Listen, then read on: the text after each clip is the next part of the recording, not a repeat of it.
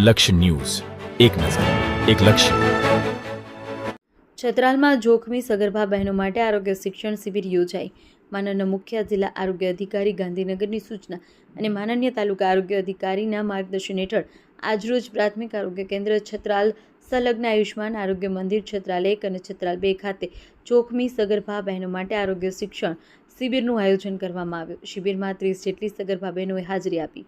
કાર્યક્રમ દરમિયાન છત્રાલ ગામની જોખમી સગર્ભા બહેનોએ સગર્ભાવસ્થા દરમિયાન રાખવાની જરૂરી સાવચેતી, પ્રસૂતિ દરમિયાન તથા પ્રસૂતિ બાદ રાખવાની કાળજી, બાળકના સ્વાસ્થ્ય, રસીકરણ બાબત તેમજ સગર્ભાવસ્થામાં જોખમી પરિબળો અને તે માટે જરૂરી સ્વાસ્થ્ય સંભાળ અંગે વિસ્તૃત આરોગ્ય શિક્ષણ આપવામાં આવ્યું.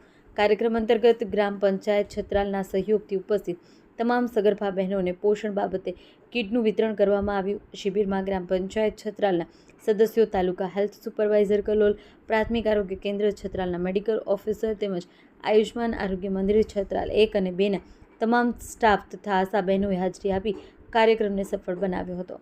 લક્ષ્ય ન્યૂઝ, સંજય નાયક.